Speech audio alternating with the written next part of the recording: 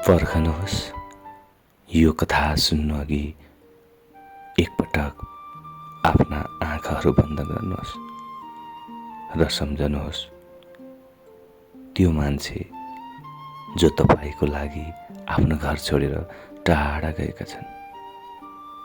सायद त्यो तपाईँको बाबा हुनुहुन्छ, सायद तपाईँको श्रीमान हुनुहुन्छ, सायद तपाईँको दाजु या भाइ हुनुहुन्छ र सायद तपाईँ आफै हुनुहुन्छ। यो कथा कुनै एकजनाको होइन, यो कथा हो हजारौं परदेशीहरूको, जसले आफ्नो मन मारेर परिवारको सपना बाँचिरहेका छन्, जो बिहान सूर्यसँगै उठ्छन् तर रातभरि निदाउन सक्दैनन्, जो दिनभरि पसिना बगाउँछन् र राति आँसु लुकाउँछन्, जसले हाँसो ओठमा राखेर घरमा खुसी पठाउँछन् तर आफै भित्रभित्रै टुटिरहेका हुन्छन्। घरमा सबैलाई लाग्छ विदेश गएको छ, पैसा कमाइरहेको छ, खुसी नै होला, तर कसैले सोध्दैन तिमी साँच्चै खुसी छौ कि छैनौ। उसले कहिले भन्दैन पनि कि ऊ थाकेको छ, कि ऊ रोएको छ र कि ऊ एक्लो छ, किनकि उसलाई थाहा छ उसको कमजोरी देखियो भने घरको हिम्मत टुट्छ। त्यसैले ऊ आफ्ना आँसुहरूलाई मुस्कानको पछाडि लुकाउँछ। जसले आफ्नो इच्छा मारेको छ, आफ्नो सपना रोकेको छ, किनकि उसको काँधमा आफ्नो होइन, आफ्नो परिवारको भविष्यले थिचेको छ।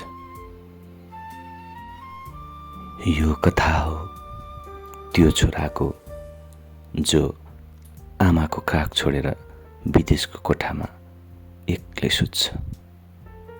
यो कथा हो त्यो श्रीमानको जसले आफ्नो श्रीमतीको साथ गुमाएर फोनको स्क्रिनमा माया खोज्छ। यो कथा हो त्यो बुवाको जसले आफ्नै छोराछोरीलाई बढ्दै गरेको केवल फोटोमा देख्छ। र यो कथा हो त्यो मान्छेको जसले हरेक दिन आफ्नो खुसी बेचेर घरमा रोटी पठाउँछ। आज तपाईले सुन्नुहुने यी शब्दहरू केवल कविता होइनन्। यी शब्दहरूमा पसिना छ, यी शब्दहरूमा आँसु छ र यी शब्दहरूमा बलिदान छ। यदि तपाईले यो कथा महसुस गर्नुभयो भने सायद तपाईँ रुनुहुनेछ र सायद तपाईँ चुप लाग्नुहुनेछ। तर एउटा कुरा पक्का छ, अन्तिमसम्म सुनेपछि तपाईको नजरमा परदेशीको मूल्य बदलिनेछ। त्यसैले कृपया अन्तिमसम्म सुन्नुहोस्, किनकि यहाँ शब्द होइन, एउटा जिन्दगी बोल्दैछ, एउटा पीडा कराइरहेको छ र एउटा परदेशी आफ्नो कथा सुनाउँदैछ। नमस्कार अनि हार्दिक स्वागत तथा अभिवादन टक्राउन चाहन्छु भावनाको संसारमा च्यानल हार्ट डायरीमा। आज फेरि मैले तपाईहरु समक्ष एउटा अर्को नयाँ प्रस्तुति लिएर आएको छु। परदेशीको कथा व्यथालाई नै समेटेर शीर्षक परदेशीको काँधमा थिचिएको जिम्मेवारी लिएर। कृपया अन्तिमसम्म सुनेर साथ दिनुहोला। परदेशीको काँधमा थिचिएको जिम्मेवारी शीर्षकका कोसिलेका हरफहरू यसरी अगाडि बढ्दछन्।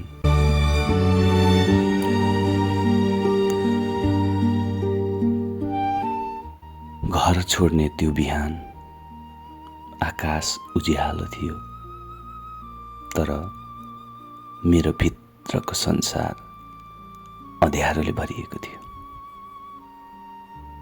आमाको आँखामा आँसु, त्यो आँसु रोक्न खोज्दा पनि झरिरहेकै थियो, जस्तो उहाँको मन मसँगै जान खोजिरहेको छ।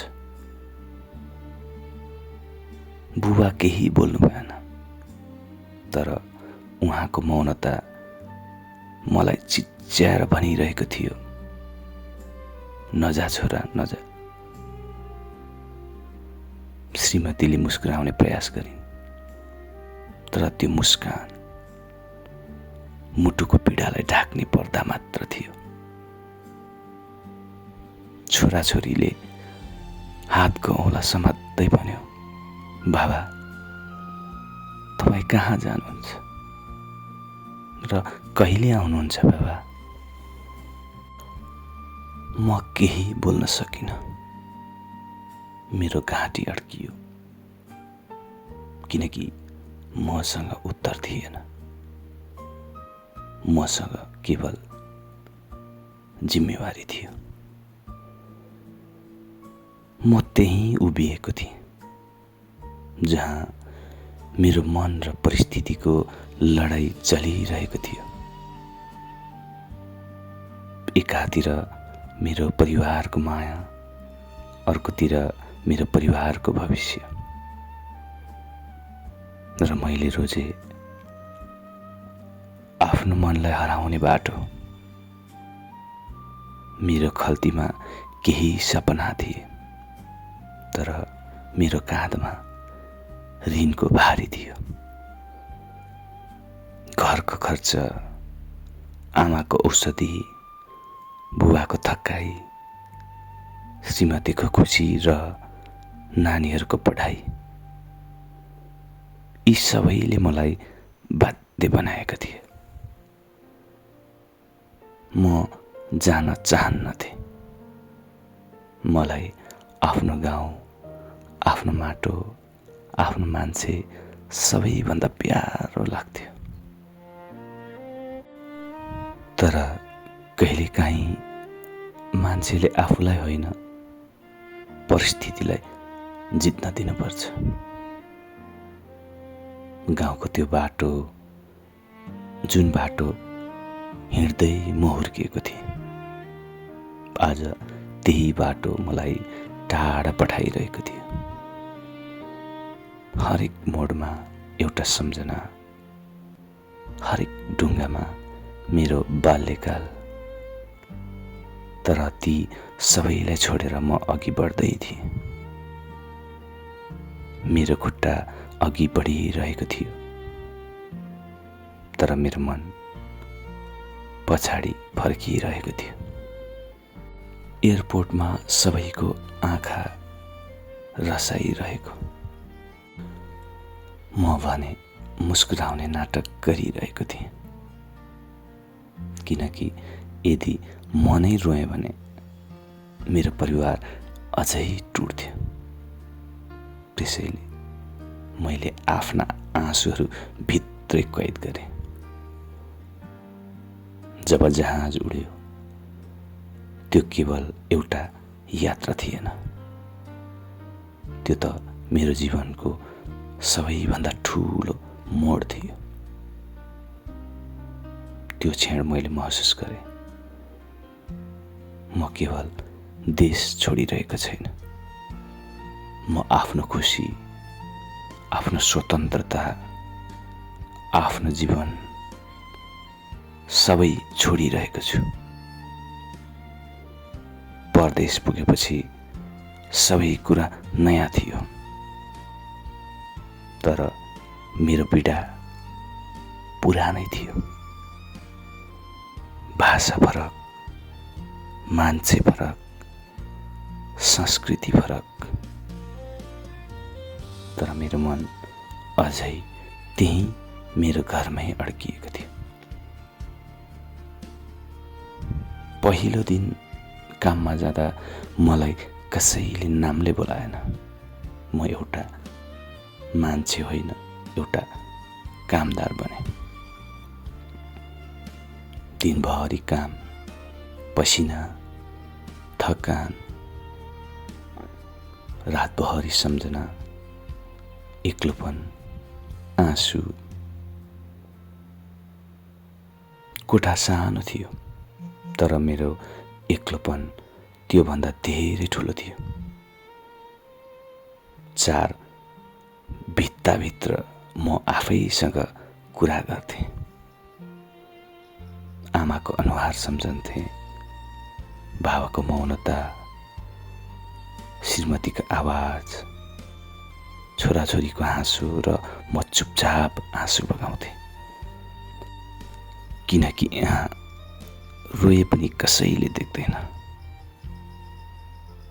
पहिलो तलब आयो, क्षणभर खुसी भएँ, तर त्यो खुसी मेरो लागि थिएन। त्यसमा त मेरो गर्व थियो, मेरो परिवारको सपना थियो र छोराछोरीको भविष्य थियो। त्यो तलब मैले घर पठाएँ र फेरि म खाली भएँ, जस्तो म आफै त्यो पैसासँगै गइसकेको छु। फोनको घन्टी बज्दा मन हल्लिन्थ्यो। हेलो भन्ने आवाजले मलाई घर पुर्याउँथ्यो। आमा सोध्नुहुन्थ्यो, बाबु ठिक छस् नि? म हाँसेर भन्थे, म ठिक छु आमा। तर त्यो ठिक छु मेरो सबैभन्दा ठुलो झुट थियो। श्रीमती भन्थिन्, तिमी बिना गाह्रो छ यहाँ। म चुप लाग्थे, किनकि म पनि त्यही भन्न चाहन्थे, मलाई पनि गाह्रो छ। तर मैले भन्न सकिनँ, किनकि म कमजोर देखिन चाहन्नथे। फोन कलमा छोराछोरी भन्थे, बाबा तपाईँ कहिले आउनुहुन्छ? म फेरि मुस्कुराएर र उही झुट बोल्थे, चाँडै आउँछु नानी।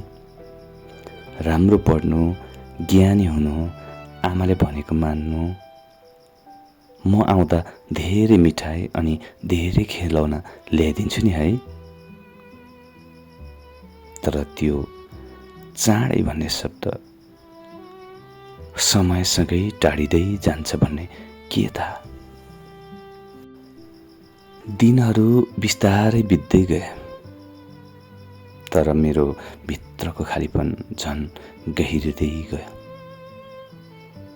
हरेक बिहान घडीले उठाउँथ्यो, तर उठ्न मन कहिले लाग्दैन थियो, कहिले। किनकि मलाई थाहा छ, आज पनि उही दिन दोहोरिनेछ। काम, पसिना, थकान र रातको एक्लोपन। काम गर्ने ठाउँ मेरो लागि कुनै रोजाइ थिएन, त्यो त बाध्यता थियो। घामले टाउको पोल्थ्यो, हातहरू थर्किन्थे, शरीर थाक्थ्यो, तर म रोकिन सक्दिनथे, किनकि मेरो रोकाइ मेरो परिवारको रोकाइ हुन्थ्यो। त्यहाँ कोही थिएन जसले मलाई सोधोस् कि तिमी ठिक छौ। सबै आफ्नै लडाइँमा थिए, सबै आफ्नै बोझमा दबिएका। परदेशमा कसैसँग समय हुँदैन अर्काको पीडा सुन्न। कहिलेकाहीँ म आफूलाई सोध्थेँ, के यही हो जिन्दगी, जसमा आफ्नो लागि केही छैन, सबै अरूको लागि मात्र छ। कोठामा फर्किँदा शरीर थाक्थ्यो, तर मन झन भारी हुन्थ्यो। चार भित्ता मेरो साक्षी थिए, मेरो हरेक आँसुका। कहिलेकाहीँ चिच्याउन मन लाग्थ्यो, डाको छोडेर रुन मन लाग्थ्यो, तर त्यो पनि गर्न सक्दिनथे, किनकि मेरो आवाज मलाई नै शून्य लाग्थ्यो। यहाँ साथीहरू थिए, तर साँचो साथ थिएन। सबैको अनुहारमा मुस्कान थियो, तर त्यो मुस्कान झुट थियो। सबैको मनभित्र एउटै कथा थियो, पीडा। रात पर्दा समय झन् गाह्रो हुन्थ्यो, निन्द्रा आउँदैन थियो, सम्झनाले घेर्थ्यो। आमाको आवाज, श्रीमतीको माया, छोराछोरीको हाँसो, सबै एकैचोटि मनमा आउँथ्यो। म मोबाइल खोलेर पुरानो फोटो हेर्थेँ। त्यसमा मेरो साँचो खुसी थियो, तर अहिले त्यो केवल सम्झना बनेको छ। सम्झना। कहिलेकाहीँ म फोटो हेर्दै आफैसँग सोध्थेँ, के म यही मान्छे हुँ? किनकि त्यो मान्छे, त्यो फोटोमा मान्छे खुसी देखिन्थ्यो र म भित्रभित्रै टुटिरहेको थिएँ। पहिलो वर्ष बित्यो, म अझै उस्तै थिएँ, तर मेरो मन थाक्न थालिसकेको थियो। दोस्रो वर्ष आयो, जिम्मेवारी झन् बढ्यो। घरबाट फोन आउँथ्यो, अलिकति पैसा अझै चाहियो। म चुप लाग्थेँ र हुन्छ भन्थेँ, किनकि म हुँदैन भन्न सक्दिनथेँ। म आफ्ना इच्छाहरू दिनदिनै मार्दै गएँ। नयाँ कपडा किन्ने मन, नयाँ ठाउँ घुम्ने चाहना, सबै मैले दबाएँ, किनकि मेरो खुसीभन्दा मेरो परिवारको खुसी ठुलो थियो। यहाँ मान्छे बाँच्दैन, जिम्मेवारी बाँच्दछ। कहिलेकाहीँ म धेरै थाक्थेँ, शरीरले होइन मनले। मलाई लाग्थ्यो अब सक्दिनँ, तर त्यसै बेला छोराछोरीको अनुहार सम्झिन्थे, श्रीमतीको मुस्कान सम्झिन्थे र आमाको माया सम्झिन्थे र फेरि आफूलाई सम्हाल्थे, किनकि म हार्न सक्दिनथे। मेरो हार मेरो मात्र हार हुँदैन थियो, त्यो त मेरो परिवारको हार हुन्थ्यो। यहाँ रुन पाइँदैन, कमजोर हुन पाइँदैन, किनकि परदेशीका आँसु उसैले बुझ्नुपर्छ। म हरेक दिन आफ्नो खुसी बेच्दै थिएँ र त्यसको सट्टामा घरमा सपना पठाउँदै थिएँ। मान्छेहरूले अझै भन्छन्, विदेशमा त जिन्दगी भन्छ, तर तिनीहरूले देख्दैनन् यहाँ जिन्दगी बिस्तारै सकिँदै जान्छ भनेर। म हाँसिरहेको छु, तर साँचो होइन। म अझै लडिरहेको छु, किनकि म परदेशी हुँ।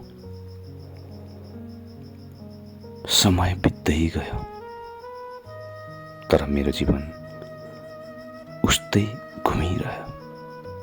उही काम, उही थकान, उही एक्लोपन, तर भित्र केही बदलिँदै गइरहेको थियो। म हाँस्न बिर्सिँदै थिएँ। कहिलेकाहीँ म आफैलाई चिन्न सक्दिनथेँ। ऐनामा हेर्दा एउटा अपरिचित अनुहार देखिन्थ्यो। आँखामा चमक थिएन, ओठमा साँचो मुस्कान थिएन, जस्तो म बिस्तारै हराइसकेको थिएँ। घरबाट आउने आवाजहरू अझै भारी हुन थाले। आमाको आवाज कमजोर सुनिन्थ्यो। बुबाको श्वास थाकेको जस्तो लाग्थ्यो र श्रीमतीको बोली भित्रै कतै दबिएको पीडा जस्तो। छोराछोरीको आवाज भने अझै निर्दोष थियो। तर अब उनीहरू पहिले जस्तो रहेनन्। उनीहरू ठुलो हुँदै गए। उनीहरू फेरि सोध्ने गर्थे, बाबा तपाईँ कहिले आउनुहुन्छ? यसपटक मसँग शब्द थिएनन्। म चुप लागेँ, तर मेरो चुपले सबै कुरा भनिरहेको थियो। फोन काटेपछि म धेरै बेर त्यसै बसिरहेँ। मलाई पहिलो पटक लाग्यो म आफ्नो नानीहरूको बाल्यकाल बिस्तारै गुमाउँदैछु। उनीहरूको पहिलो पाइला, पहिलो शब्द, सानो संसार सबै म बिना हुँदै थियो र म त्यो सब केवल कल्पनामा देखिरहेको थिएँ। त्यो रात म धेरै रोएँ, चुपचाप, आवाज बिना, किनकि त्यो पीडा शब्दले व्यक्त गर्न सक्दैन थियो। म आफैलाई सोध्दै थिएँ कि म सही गर्दैछु, के यो बलिदान साँच्चै मूल्यवान छ? त्यसै बेला मलाई सम्झना आयो, आमाको आशा, बुवाको भरोसा र श्रीमतीको विश्वास। र मैले फेरि आफ्नो मनलाई चुप गराएँ। मेरो हरेक दिन एउटा सङ्घर्ष थियो, जहाँ म आफैसँग लड्थेँ। कहिलेकाहीँ म धेरै थाक्थेँ र मनले भन्थेँ, बस अब पुग्यो। तर जिम्मेवारी भन्थ्यो अझै बाँकी छ र म फेरि उठ्थेँ। यहाँ कोही पनि आफ्नो इच्छा अनुसार बाँच्दैन, सबै परिस्थितिका कैदी हुन्छन्। म आफ्नो जीवन बिस्तारै खर्च गरिरहेको थिएँ, दिनदिनै थोरै थोरै, तर म अझै लडिरहेको थिएँ। किनकि मलाई थाहा थियो मेरो थकान मेरो परिवारको आराम हो, मेरो पीडा मेरो परिवारको खुसी हो। त्यसैले म आफ्नो आँसु लुकाउँदै गएँ, आफ्नो पीडा समेट्दै गएँ र म बिस्तारै बलियो हुँदै गएँ। तर त्यो बलियोपन खुसीको होइन, त्यो बलियोपन दुःख सहने बानी थियो। अब म रोए पनि आँसु सजिलै आउँदैन, किनकि मैले रोई रोई आँसु सुकाइसकेको छु। म हाँसे पनि साँचो हाँसो आउँदैन, किनकि मैले हाँसो अभिनय बनाउन सिकिसकेको छु। म अहिले एउटा मान्छे होइन, म एउटा जिम्मेवारी हुँ र म अझै बाँचिरहेको छु। आज पनि म परदेशमै छु। समय बितिसक्यो, वर्षहरू गए, तर मेरो मन अझै घरको ढोकामै उभिएको छ। मैले धेरै कुरा गुमाएँ, आफ्नो समय, आफ्नो खुसी, आफ्नो मान्छेहरूसँग बिताउने पलहरू। तर मैले कहिले गुनासो गरिनँ, किनकि म जान्थेँ मेरो हराएको खुसी मेरो परिवारको मुस्कान बनेको छ। मान्छेहरूले भन्छन् परदेशी भाग्यमानी हुन्छ, तर सत्य के हो भने परदेशी भाग्यमानी होइन, परदेशी बलिदानी हुन्छ। ऊ रोए पनि एक्लै रुन्छ, ऊ टुटे पनि आफै सम्हालिन्छ, किनकि उसको आँसु पुछ्ने कोही हुँदैन। यदि तपाईँको घरको कोही परदेशमा छ भने कहिलेकाहीँ उसलाई सोध्नुहोस्, तिमी साँच्चै ठिक छौ? किनकि सायद उसले पहिलो पटक साँचो उत्तर दिन चाहन्छ। परदेशी कमजोर हुँदैन, ऊ सबैभन्दा बलियो हुन्छ, किनकि उसले आफ्नो जीवन परिवारको खुसीको लागि बाँचिरहेको हुन्छ र अन्त्यमा उसले आफ्नो खुसी गुमाएको छैन, उसले आफ्नो जीवन खेर फालेको छैन, उसले केवल आफ्नो आज साटेर परिवारको भोलि बनाएको छ र अन्त्यमा उसले आफ्नो खुसी गुमाएको छैन, उसले आफ्नो जीवन खेर फालेको छैन, उसले केवल आफ्नो आज साटेर परिवारको भोलि बनाएको छ, परिवारको भोलि बनाएको छ, परिवारको भोलि बनाएको छ। धन्यवाद। यहाँ आएर हरफहरू समाप्त हुन्छन्। अन्तिमसम्म सुनेर साथ दिनुभयो, हृदयदेखि नै धेरै धेरै धन्यवाद दिन चाहन्छु। हुनसक्छ मैले सबै परदेशीहरूको कथालाई उतार्न सकिनँ, शब्दमा कैद गर्न सकिनँ। फेरि पनि मेरो एउटा यो सानो प्रयास थियो। तपाईहरूले राम्रो मानेर सुनिदिनु भयो, धन्यवाद दिन चाहन्छु र आउने दिनहरूमा पनि यसरी नै साथ सपोर्ट माया गरिदिनुहुनेछ भन्ने पनि आशा राख्दछु। यदि हात डायरीमा आउने भावनाहरू शब्दहरूलाई पहिलोपल्ट सुन्दै हुनुहुन्छ भने कृपया च्यानलसँग जोडिनुहोस् र भावनाहरूलाई सुनेर साथ दिनुहोस्। हवस् त, फेरि पनि तपाईहरु समक्ष अर्को कोसिली लिएर उपस्थिति हुने नै छु। तबसम्मको लागि ओझेल पर्न चाहन्छु। फेरि पनि भेटघाट हुने नै छ। तपाईहरुको जीवन सुखमय बितोस्। हवस् त, धन्यवाद, नमस्कार, फेरि भेटौँला।